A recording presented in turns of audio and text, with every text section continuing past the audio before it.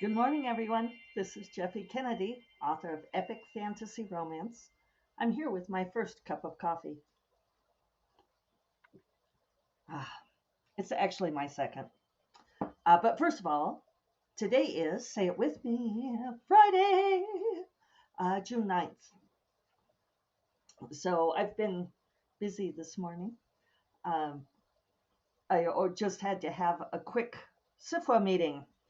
Uh, and so I was already on Zoom and already at my desk. So sharp-eared and eyed listeners will notice that I'm not out in the grape arbor because I thought, since I was already set up for my Zoom meeting, I just Zencastered myself here. Uh, yeah, I didn't feel like relocating. And also, I feel like I'm running a little bit behind. I don't like having meetings in the morning. And you all know that this is one of my things, that I really do try to guard my time zealously. But this person I needed to talk to was only available in the morning. So, cheers. It wasn't too bad. It was a good meeting. We're getting some good stuff done lately. So, I was really pleased with, yeah, I'm pleased with this meeting. I'm pleased with the stuff that's going on. Uh, forward progress always feels good. I've got a kitten out on the portal here, pacing around. I think he wants in. I'm going to let him in. So there's our cat wrangling for the day. Kitten wanted in. So yeah, I'm really pleased with all of the things that we're getting done. It's definitely moving stuff forward. I'm reading this book, which is a bit of an excursion for me. I've been doing a lot of reading excursions lately. What does it mean? We don't know. Um, yeah, you know how like you go through reading phases? And sometimes I read a lot of the same thing. Lately, I've been reading widely. Oh, now Kitten has to come in the office. Hang on. My spoiled little baby cat. I can't resist that sweet little meow. Uh, so, yes, now he is standing in front of my screen. You may end up seeing a tail because he's just under the camera lens if you're on video. So, turn off my keyboard so he doesn't do anything by stepping on it. So, yeah, I'm reading this book that Ben Rosenbaum at Wisconsin suggested to me, and I don't remember what the conversation was, um, but yeah, I wish I remember exactly what the context was. But anyway, he had recommended this book that's called The Future is Female, Volume 2, the 1970s More Classic Science Fiction Stories by Women.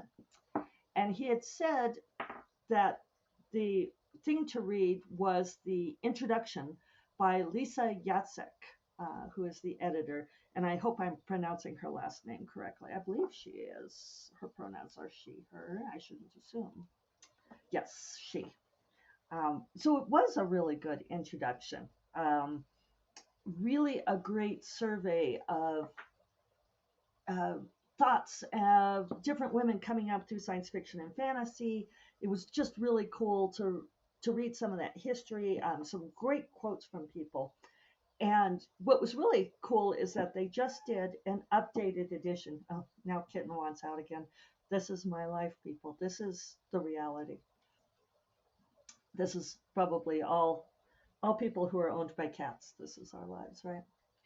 So anyway, this anthology, it was they just reissued it, just did an updated version of that came out in October of 2022, and I was super impressed because they included on SIFWA, it said the Science Fiction Fantasy Writers of America, now renamed as Science Fiction and Fantasy Writers Association. And it's like, wow, this is something that happened within my presidency, and it's already in this anthology.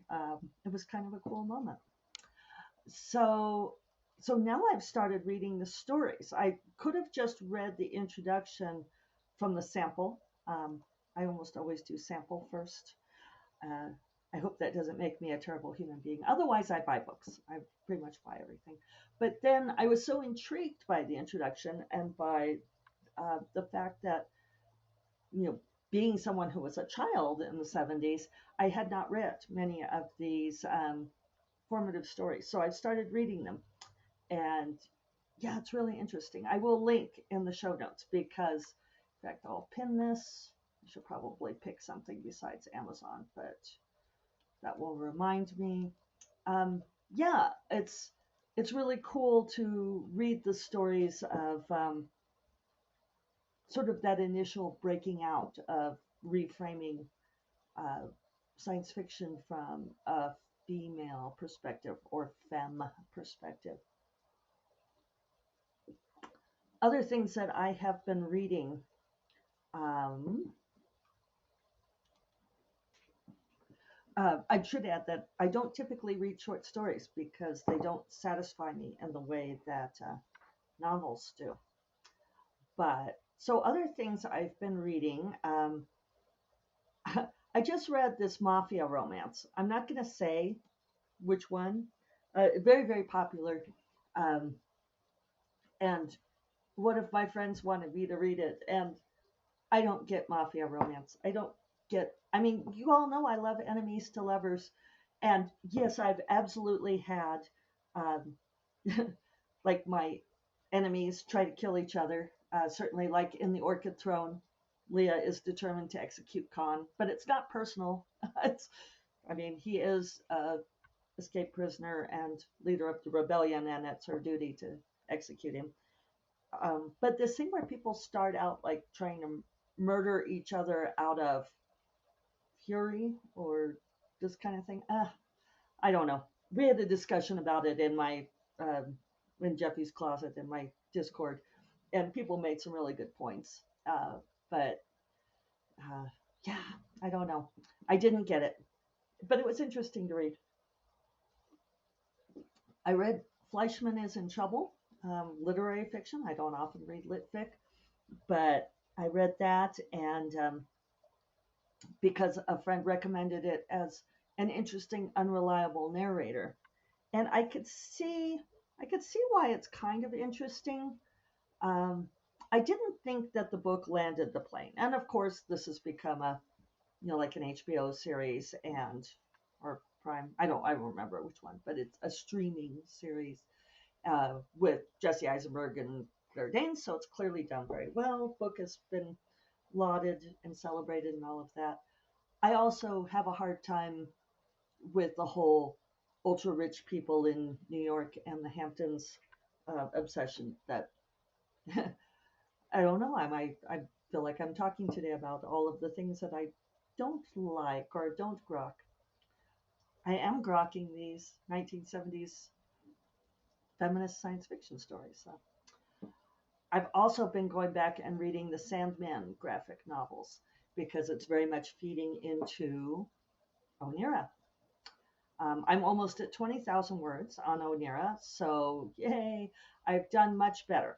If you listened on Monday, you knew that this week I was really trying to um, improve my ability to produce words.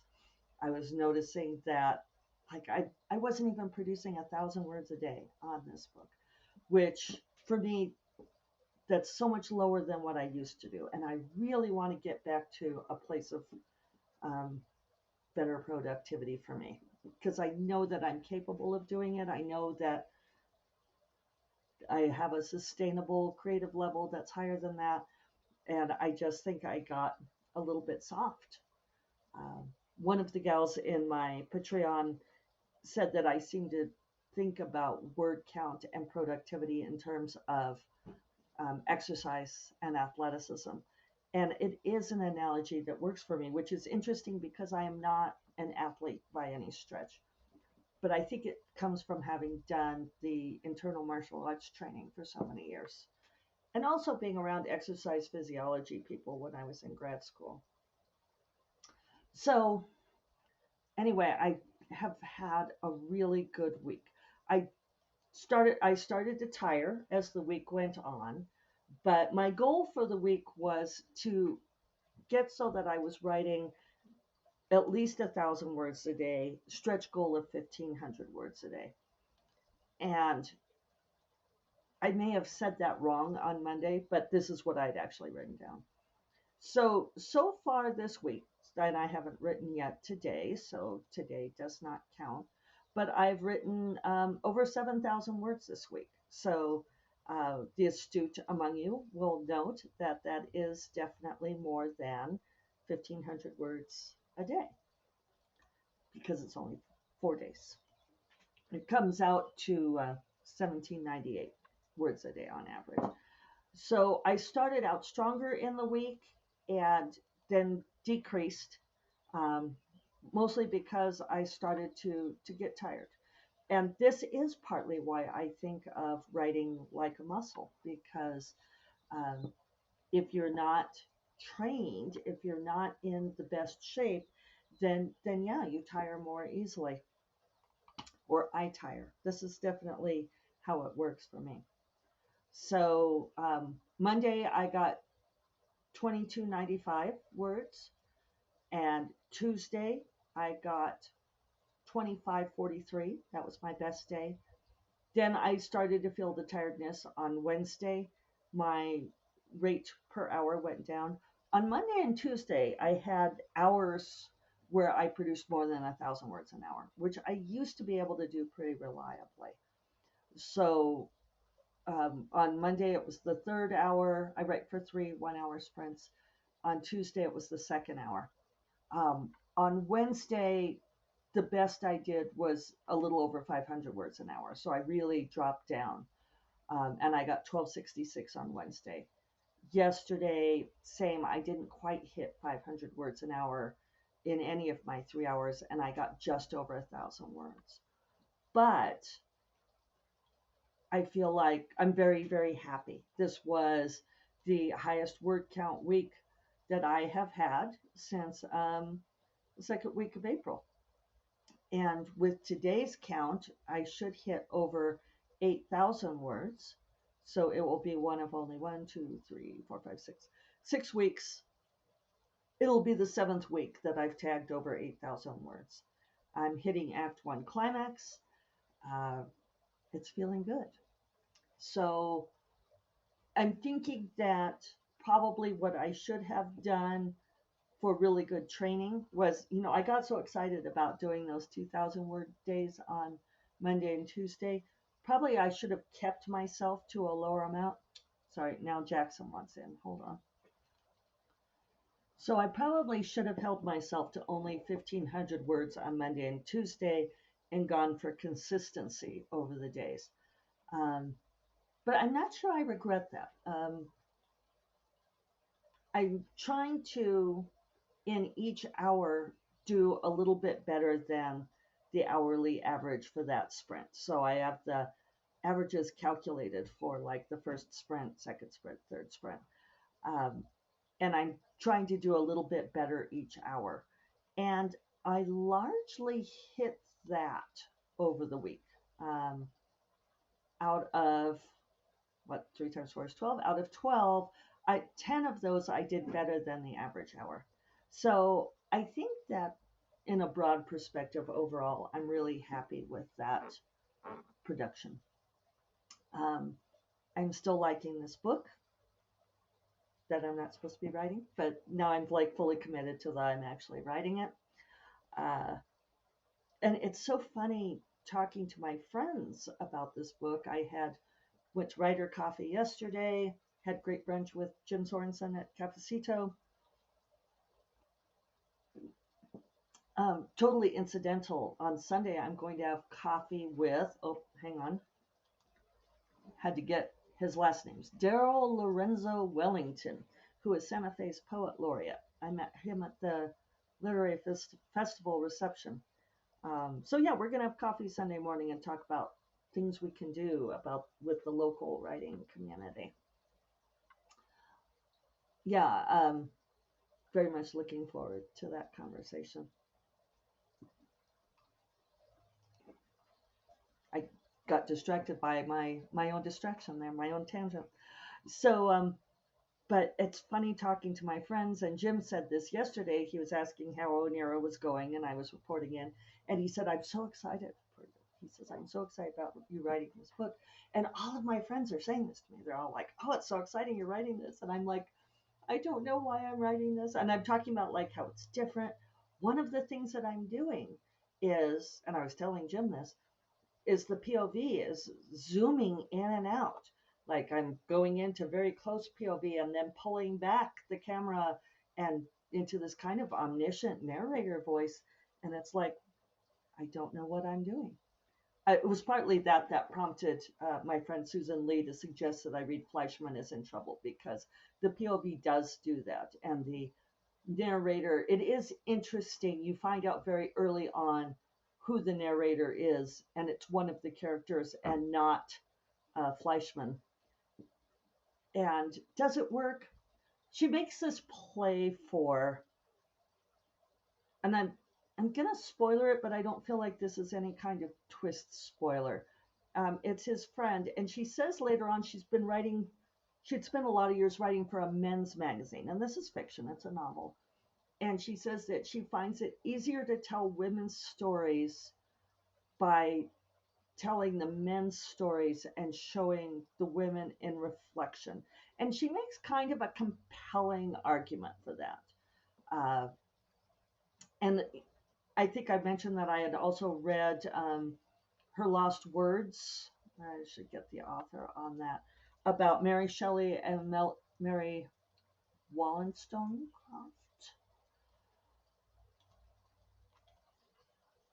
by Stephanie Marie Thornton. Um, I'm gonna have to link to all of these, aren't I? I just realized this. I will put them in the show notes. Um, but that's also a fictionalized version um, of these two very real women writers. But one of the things that Mary Shelley's tale shows up is how she, especially on revision, which I didn't know, she pulled back the roles of women in the story even more, because she wanted to deliberately show that women are ephemeral to men's lives, and the monstrosity that occurs when women are backgrounded. So it's an interesting idea about focusing a story on a man in order to show that women are in the shadows, but then we're still putting men at the front and center, right? It's tricky. Um, with Fleischman is in Trouble, you end up getting, most of the book is about Toby Fleischman and what's going on with the dissolution of his marriage.